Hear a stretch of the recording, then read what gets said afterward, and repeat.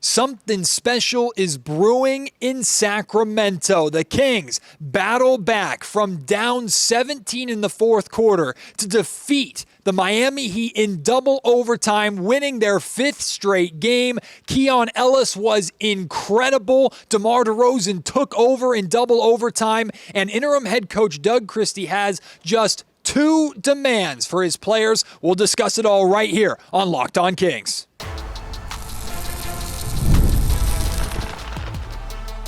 You are Locked On Kings, your daily Sacramento Kings podcast, part of the Locked On Podcast Network, your team every day. And now, ladies and gentlemen, it is that time for another episode of Locked On Kings.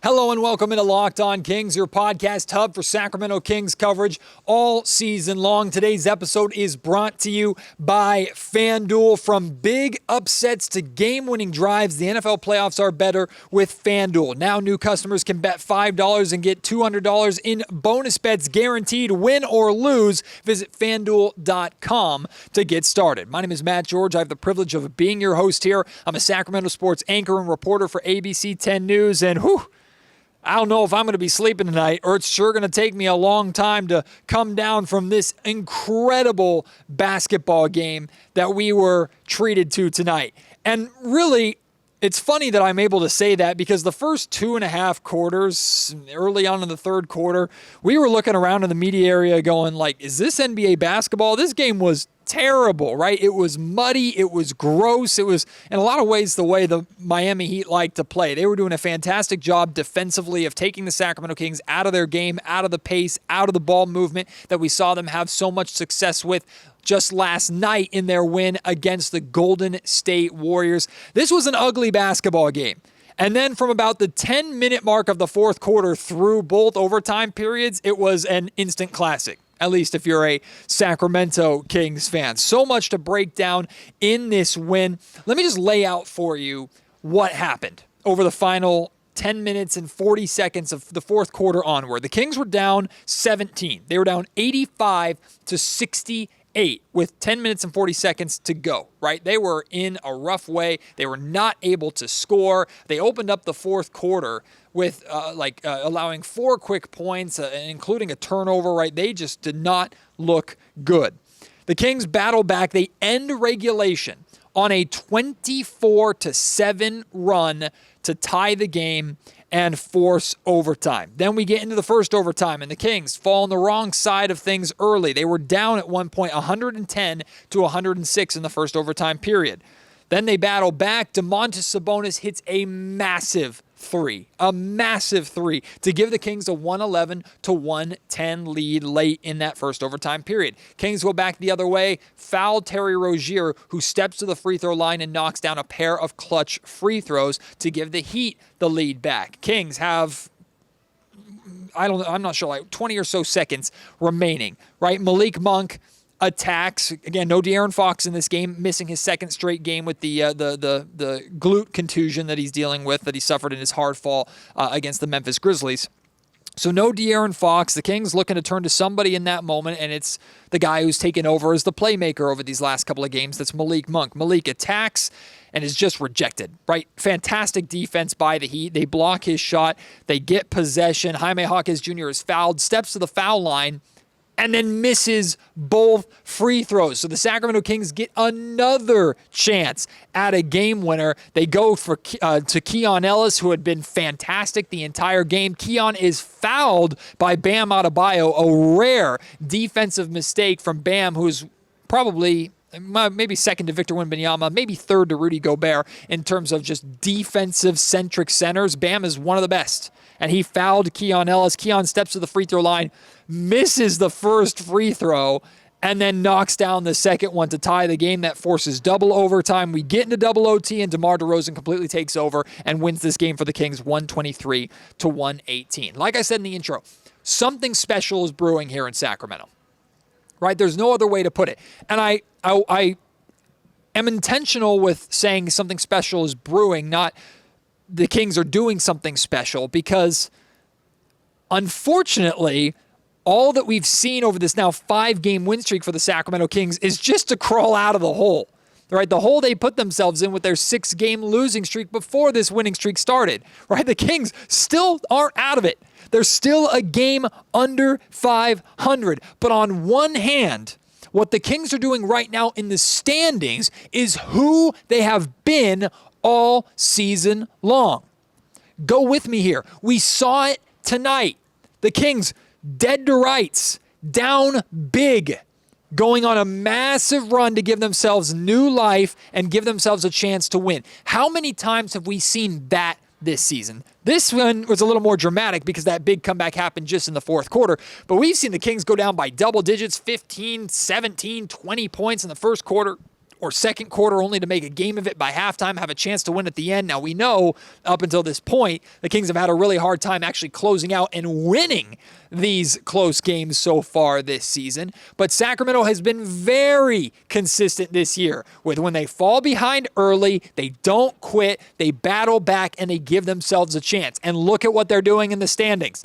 They have their 6-game losing streak, fall 6 games under 500. Feels like they are out of the Western Conference playoff race, even though there's still 50-some-odd games remaining in the season. And here they are battling back a 5-game win streak. And not only are they 1 game under 500, y'all, they are back in this race in a big way. And we're not even at the halfway point yet. We're almost at the halfway point of this NBA season. Check the standings, everybody. The Sacramento Kings are half a game out of 10th, which is the final play-in spot. The Kings are 1 game out of 8th, which is currently held by the Golden State Warriors. 8th is the more ideal play-in spot. And get this, the Kings are only 3.5 games out of 4th in the West. Now, there's still a lot of teams separating them from getting there, and there's a lot of season left, and the Kings still need to show that once they climb out of a hole, they can start to set up a ladder and give themselves a bit of a safety net. You would love to see the Kings continue this stretch of course, you would like to see them not lose for the remainder of this season, but the Kings need to continuously over the month of January and into February and really up until the trade deadline need to be winning 3 out of 5 or 4 out of 6 games in these stretches to build themselves up above 500 and give themselves a little bit of a cushion. Because ultimately, that's what's going to land them in the top 6 in the West, hopefully, or at the very least, hopefully secure them a 7th or 8th seed, which is one of the more ideal play-in spots. So this is who the Kings have been. They've been battling back. And what's been the difference? Of course, it's easy to point to a big thing that changed, which was Doug Christie taking over for Mike Brown. Mike Brown being fired, Doug Christie stepping in as interim head coach. I've talked about that exhaustingly to this point. I want to just touch on this main thing with Doug. Doug has not directly told us he has 2 demands for the Kings, but he said a couple of things consistently enough over the handful of press conferences that we've had with him over the last week or so to make me understand that there are two demands that Doug Christie has for the Kings, his players. 2 demands. Number 1, every time you're on the floor, play hard, give your all for the team, and give your all for the city. We know how much Doug is connected to the Sacramento Kings and Kings fans, how much he loves this city, so he demands, that's why he took the team up to the roof to see the beam when they won a handful of nights ago. Give your all for the city. He calls the Kings players the light of the city. That's number 1, demand number 1. Demand number 2, believe in yourself always. He's all about belief, and this is something Doug said a lot tonight. Doug said after the Warriors win. Doug shared that when the Kings were down 17, he told the players, I believe in you. Believe in yourself. Believe you can battle back and win this game. And look what the Sacramento Kings did. They battled back, and they won this game in double overtime when you could say they were kind of dead to rights a couple of times. I believe in narratives. I believe in stories. I love stories. I'm in the media. I love to tell stories. I love to watch games happen and watch sporting events happen in real time and think, like, put that on a script and make that into a movie like Moneyball for the Oakland A's, right? And this doesn't feel like the breakthrough moment, the climactic moment of, oh, this is it. This is the peak of the mountain. Because if it is, then the Kings are in trouble because they're still a game under 500. They have to continue to build on this. But This feels like that big moment in like one of those sports movies to really get a montage going, a moment that we will be able to look back on hopefully a month or two from now and go, that Kings win, even though it was the 5th in a row, that Kings win and how they won that game on the second night of a back-to-back after blowing out the Golden State Warriors without their star De'Aaron Fox. That Kings win was the turning point. That Kings win was where the Sacramento Kings began their ascension to where we all thought they would be and should be coming into this season. There's still work to be done. Nothing's been completely fixed, but the Kings have gotten here through giving their all on the floor and believing in themselves. After the game, add this to the long list of amazing sound bites already from Kings interim head coach Doug Christie. Doug talked about one word that he wrote on the board in the locker room for the Kings players to see before tonight's game and how the Kings answered the call. Going to Golden State and asking them to do something a little different and be aggressive and the aggressive nature that was asked of them and then for them to do it.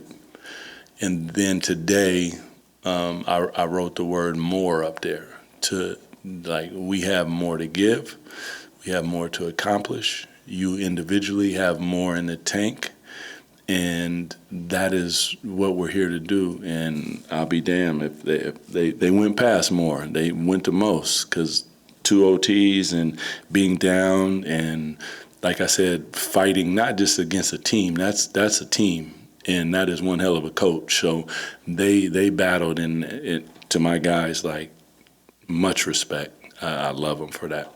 You want to talk about more? You want to talk about giving your all? Here are the minutes played for all 5 Kings starters on the second night of a back-to-back. DeMar DeRozan, 47 minutes. Keegan Murray, 43 minutes, just his second game back from an ankle injury. Domantas Sabonis, 50 minutes. Malik Monk, 48 minutes. Keon Ellis, 48 minutes. And we're going to talk a lot more about these guys here in just a second. Like I said at the top of the show, today's episode of the Locked On Kings podcast is brought to you by FanDuel. From big upsets to game-winning drives, the NFL playoffs are better with FanDuel because right now new customers can bet $5 and get $200 in bonus bets guaranteed. That's $200 in bonus bets whether you win or you lose. FanDuel, their app gives you everything that you could possibly want or need for live bets, same-game parlays, and so much more. There's literally nothing to lose. You have a built-in insurance policy. Go on, make a bet on whatever. NFL playoffs, a Sacramento Kings game, whatever you want. No matter what happens, you're going to get $200 in bonus bets for you to continue playing. Visit the website and go and check out their app and have so much fun in betting on different things from the NFL to the NBA to the MLB when it returns college sports. It's all on FanDuel.com. You can join today and get started with $200 in bonus bets. That's FanDuel.com. Make this playoff season unforgettable with FanDuel, an official sportsbook partner of the NFL. Keon freaking Ellis. What a game for Keon Ellis. Coming off of a fantastic performance against the Golden State Warriors last night. Keon Ellis, MVP, star, hero, whatever word you want to use. Keon Ellis was it tonight for the Sacramento Kings. You hear the term making winning plays, right? Guys making winning plays. Keon Ellis was the epitome of winning plays tonight. And it wasn't a perfect game. Like I mentioned earlier, he missed a clutch free throw that we could have avoided double overtime altogether. He made some mistakes at times as well. Got beat defensively a couple times as well. It happens. But Keon Ellis tonight, from incredible defense and stripping, I think, Jaime Jaquez Jr., and then throwing the ball off of him and being aware of where he was on the floor so he didn't step out of bounds, and throwing the ball off of Jaquez Jr. out of bounds, or maybe it was Tyler Hero, to locking up Tyler Hero at times when Hero was cooking in this game, to hitting big shots, to the Sacramento Kings going to him with just seconds left, down by 1, and trusting him with the ball in his hands in those moments. Keon Ellis was incredible. You talk about special. Something special is brewing in Sacramento. Keon Ellis was the definition of special tonight. I'll take this game that he played and the effort that he played with, the hustle that he played with. You talk about giving your all. Keon Ellis did that tonight. I'll take that over his performance earlier this season when he had a career-high 30-something points, and he knocked down 6 or 9 3-pointers. I don't even remember. It was a massive offensive game for Keon. The Kings lost that game. It wasn't Keon's fault. But I will take this game and this performance over that any given night. Because this is what the Sacramento Kings have been missing. This is what Kings fans crave. Let me tell you why. For those of you who aren't Kings fans who are listening to this podcast, first and foremost, thank you. I appreciate you. Stick around, hang out, check out the Beam team. You'll love them. Kings fans love Keon because Keon represents this city in so many ways. Keon hustles. He works hard. He's a story of resilience, a story of overcoming the odds, an underdog story. If that ain't Sacramento, I don't know what is. Sacramento, look, even though they're the capital of the great state of California, Sacramento, the little brother to LA, the little brother to the Bay Area. Oh, it's close to Tahoe, right? We hear the jokes. Keon Ellis comes into the league, goes undrafted, goes from two-way player to a full contract last season, and then is stepping up and being the star and leader of the Kings, winning big games to help revive their season in double overtime against the Miami Heat tonight. Keon Ellis represents Sacramento in so many ways. Tonight, 17 points, 6 of 11 from the field, 3 of 7 from three-point range, 8 rebounds, 3 assists, 3 steals, 1 block. What didn't the man do? Keon Ellis was everywhere in tonight's game. Again, winning play after winning play. The MVP, whatever you want to call him, that's who Keon Ellis was. And of course, DeRozan, Domantas Sabonis, and Doug Christie all had plenty of praise to throw Keon Ellis' way after the game. DeMar, it seemed like Keon Ellis made 4, 5, 6 winning plays, maybe even more than that in this game. Just what have you seen from him and how he's embraced the responsibility? I mean, the young kid, man, is amazing, man. The knack that he has defensively is incredible, and a lot of things he do, I kind of look at him and just look at him, and he don't even realize how much better he gonna get at the things he already great at, so it's fun to see it. How incredible he is, the confidence he has when he's shooting threes and now making plays. We encourage him just to go out there and play. So, it's big. He a key part, especially in our success these last 5 games. Oh, man, he's been amazing. On top of that, he just stays cool. He's calm, he's doing all this, and then he's still level-headed, talking back to the other team on defense, and, he's big. Without him, we basically can't win these games. When he's locked in like that, it makes life so much easier for everybody. Keon is a special player. He has a lot of things that you don't teach. It's timing, it's being slithery through screens, it's the timely shots, it's the willingness to do what I'm asking him to do, which I know is exhausting. And when he's 5 feet away from me squatting down and I'm talking to him and he doesn't respond, I know that he's emptied the tank. And that is what everything is all about. So hats off to him. He's big time.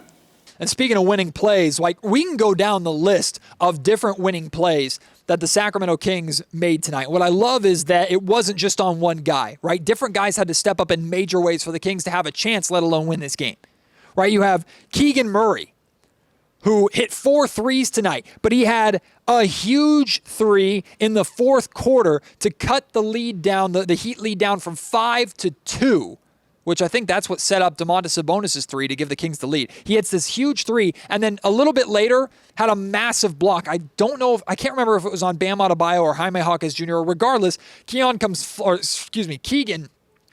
flying in for a massive block after hitting a clutch 3 in the fourth quarter. So Keegan, been struggling all season long, right? These last couple of games has knocked down 7 threes, which is a very welcome sight. Doesn't seem to be fully back to where he was at a couple seasons ago, but is still playing hard, playing well, stepping up, making winning plays. He was also fantastic on the offensive glass. We'll talk about that more in a little bit. Then you have Domantas Sabonis, a monster triple-double. Remember, Domas hit the game winner to defeat the Miami Heat in Miami earlier on this season. He follows that up with a 21-point, 18-rebound, 11-assist triple-double. Oh, what a shock. He outplayed Bam Adebayo again. Never saw that coming. He had that huge 3 that I was talking about to give the Kings the lead, knocks that down, and you could tell how much that fired him up. And I love that 3 because that shot in many ways is also a representation of Domantas Sabonis' growth from where he was in the playoffs 2 years ago, where the Warriors were sagging off him because he was afraid to shoot and take the open shots. Now he's taking those shots with confidence, knocking them down at a high clip, especially from beyond the arc. He's been very, very good. And on top of that, he had 3 blocks in this game. 3 blocks, and I believe a steal. Domantas Sabonis actually won the Defensive Player of the Game crown for the Kings in this game, which he deserved it. Don't get me wrong, but I don't mean this to take away from Domas in the game that he had. I feel like we've gotten to the point where Keon Ellis has won the award or deserves the award so much that he just is kind of disqualified from winning it because he wins it so damn much, right? It's kind of like, you remember in like 2013, 2012, those years when LeBron James was basically the MVP every single season, and they just gave it to other people because they couldn't possibly give it to LeBron again. It feels like we're getting to that point with Keon Ellis and the DPOG crown. But Domas, huge plays offensively, a massive stat line, also 3 blocks. I think he's had 5 blocks in the last 2 or 3 games. He's doing really, really well there. And then you have DeMar DeRozan's takeover in the fourth or in the second overtime. Now, I'll be completely honest with you, dead honest with you, and you can go back and look at my Twitter account to see me talking about it. I thought DeMar DeRozan was going to be the death of the Kings in this game. I thought he was killing them, right? The Kings went to DeMar. They're not with De'Aaron Fox, so DeMar's obviously the most clutch player on this roster, or at least reputation-wise he should be. And in the fourth quarter, he was bad, right? He missed. There were 2 possessions within a short span where the Kings were trailing, and then the Kings were ahead with a chance to kind of put the game away and put the game out of reach a little bit, or at least build a safety cushion. And they went to ISO, deep 2s for DeRozan, and both of them were, I won't say not even close, but both of them were off. They were misses when the Kings could have moved the ball and I think gotten a better shot. I know that's DeMar DeRozan's game. He's an ISO king. He's an ISO legend from the mid-range. But in that moment, it was not going well, right? DeMar entered double overtime with 21 points, and he was shooting a woeful 8 of 22 from the field. That's how he entered double overtime. But in the double OT period, he scored 9 points, shot a perfect 4 of 4 from the field, took over, knocked down clutch shot after clutch shot, put this game away, and ultimately led the Sacramento Kings, put the final nail in the Miami Heat's coffin, and lit the beam with that clutch performance that he had in double overtime. So even if I was critical of DeMar. I'm not going to lie. I was critical of DeMar in the shot selection, the shot choices. But I guess this is why you go out and get him, right? And when you need him, you desperately need him. When De'Aaron Fox is out, you desperately need DeMar to step up. And he did that for you tenfold. A humongous double overtime period that was just so much fun to watch, probably unless you're a Miami Heat fan. Today's episode of the Locked On Kings podcast is also brought to you by Prize Picks. Basketball season is heating up, and there's no better way to get real money action while watching your favorite NBA stars than with Prize Picks. Whether you're a diehard fan or just love some friendly competition, Prize Picks makes it fun and easy to turn your basketball knowledge into cash. Here's how it works. You pick more or less on at least 2 players for a shot to win up to 1,000 times your cash. Maybe you think LeBron James is going to go for 30 points, or maybe Luka's going to have more than 8 assists. Prize Picks lets you make your predictions and put your money where your mouth is in just 60 seconds. I've been playing Prize Picks over the last 2 seasons. Last season, I had a big time successful season. This year, I'll be honest, hasn't been going so well, but I'm working my way back out of it, just like the Sacramento Kings are working their way back out of it. And there's so many fun ways to play, whether you're specifically focusing on making Prize Pick selections for a Kings game, and you're just selecting predictions and stat predictions more or less on Kings stats and tonight Miami Heat stats, or if you're pairing a Kings game or any NBA game with an NFL playoff game coming up here this weekend. There's so many fun and unique ways to play on Prize Picks, so now is the perfect time to join. Download the app today and use code LOCKEDONNBA to get $50 instantly when you play your first $5 lineup. That's right, no need to win to get that bonus. It's guaranteed. Prize Picks. Run your game. An area where the Sacramento Kings as a team were brilliant in this game was on the offensive glass. Right? The Kings would never have had a shot to come back from down 17. Would never have had a shot when they came back from down 4 in the first overtime period without how hard they crashed the glass. 18 offensive rebounds for the Kings that led to 23 second chance points. That is a superb number. I can't even begin to express to you how amazing that is. 18 offensive rebounds, 23 second chance points. Now, to be fair, the Heat had a decent amount of second chance points and offensive rebounds themselves, so the Kings could have done a better job on the defensive glass. But offensive glass-wise, they were crashing the board. This is something that Keegan Murray's done such a good job of this season, really embraced that challenge from his coaching staff.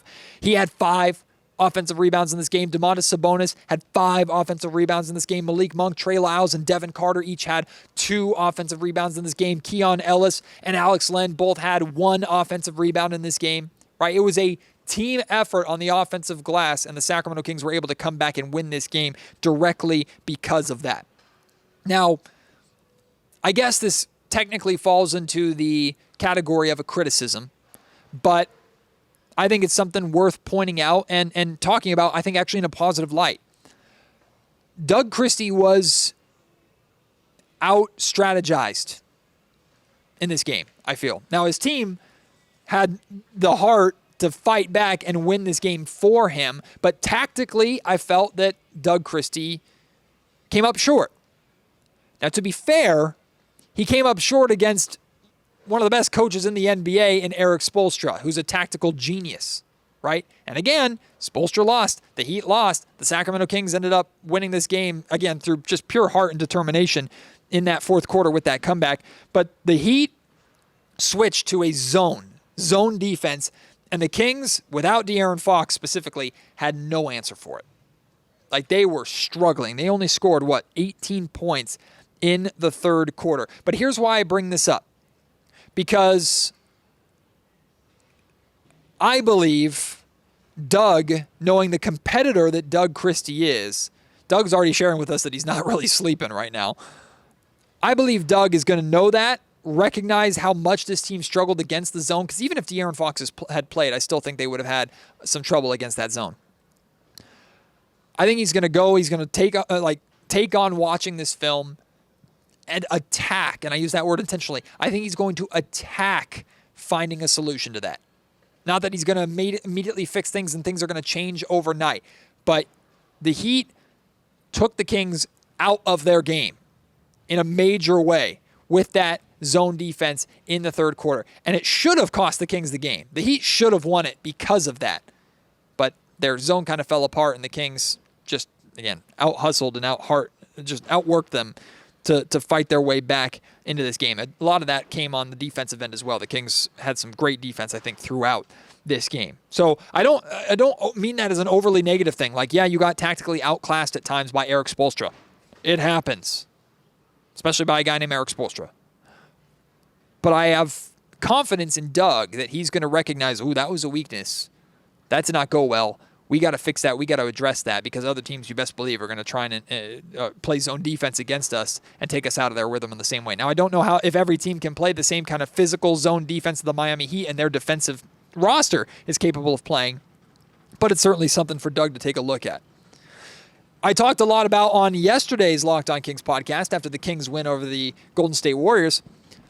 I talked a lot about how that game was a example of, or gave us a little bit of reassurance about, hey, look how good the Kings can be without De'Aaron Fox. In the event that De'Aaron Fox does leave, or the Kings decide to move on from De'Aaron Fox this upcoming offseason or wherever, as of now, with how this roster is, they can still play well, play hard offensively, and find success.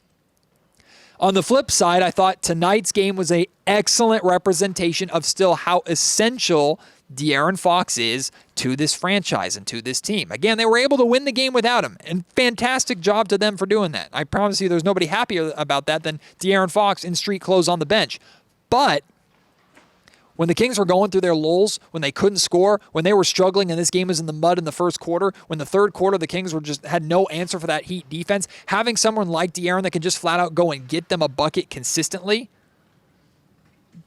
you can see how much of a difference he makes for the Kings and the luxury that it is just having him on the floor for the Sacramento Kings. So, again, two sides of a coin. You have, look at all the great things the Kings did in that Warriors win without De'Aaron Fox. There is light at the end of the tunnel if Fox decides to leave. And Look how important and essential De'Aaron Fox still is to this team, and replacing that is not always going to be an easy feat. The reality is, hopefully the Kings and De'Aaron Fox can work everything out and everybody can live happily ever after. But on a more short-term basis, hopefully De'Aaron Fox will be available and good to go for the Kings as they start a 3-game road trip on Friday against the defending champion Celtics in Boston. That's going to be a tough game, but hopefully De'Aaron Fox can be back to help the Kings potentially pull off a real big upset in Boston, where the Kings have gotten just obliterated, it feels like, over the last handful of seasons. Hopefully the Kings can get Fox back and potentially win that game. Also, we had something fun in the Golden One Center today. The A's, the formerly Oakland Athletics, and I would call them the Sacramento A's, but they're not, because the A's organization refuses to put any city in front of their team while they're while they're couch surfing on their way to Las Vegas. The A's were in town. Manager Mark Kotze and 4 players, including Brent Rooker, who actually signed a contract extension or agreed to a contract extension with the A's while he was sitting courtside watching the A's and Heat play in double overtime. But they got to be here. They got to be in the building to experience this crowd, experience the Golden One Center, which was really, really fun. But we got to talk to them, myself and my colleagues at ABC 10 got the chance to talk to them at the Sawyer Hotel, which is right across Doco, right across the walkway from the Golden One Center. And one of the guys we talked to was outfielder Lawrence Butler. And he expressed how excited he was to see the beam, how excited he was to light the beam. And he also expressed that he wants the A's to have their own beam when they're playing here and winning games in Sacramento. I think it's interesting. I wanted to throw that out to you. Whether you're an A's fan or not, would you be okay with the beam expanding beyond the Sacramento Kings and there be a green version or a different version of the beam for the A's? My honest reaction to that, as fun as it would be, my reaction is you got to be full-time to get that treatment, baby. You might be in Sacramento here for the time being, and we might be keeping your spot warm while your ownership and try and figure everything out with what's going on in Las Vegas. But if you want a beam, if you want to be part of the beam here in Sacramento, you got to be in Sacramento for real, for good, permanently. So that's where I stand on it. Not to be a grouch, not to be a grump. Those of you who have followed me for a while know I was not happy at all with the A's leaving Oakland. We don't need to get too far into those weeds. Regardless, I'm on the side of it's fun, Lawrence Butler. Hope you enjoyed it here at a Kings game. But yeah, the beam's for full-time Sacramentans only, not for a baseball team that is, again, couch surfing their way to Las Vegas. Just my opinion. I'm curious how you would feel about that. I want to hear about your response to that. I want to hear your thoughts on this game period, from Keon Ellis to DeMar DeRozan, Domantas Sabonis, Doug Christie, whatever you want to talk about with this huge double overtime win. Let's talk about it. Hit me up in the comment section down below if you're watching on YouTube. Email me, mattgeorgesports@gmail.com. Or, of course, you can find me on Twitter or Blue Sky at MattGeorgeSack. Appreciate your support. Can't wait to have you join me on the next episode of Locked On Kings. Until then, my name is Matt George. You've been listening to the Locked On Kings podcast, part of the Locked On Podcast Network.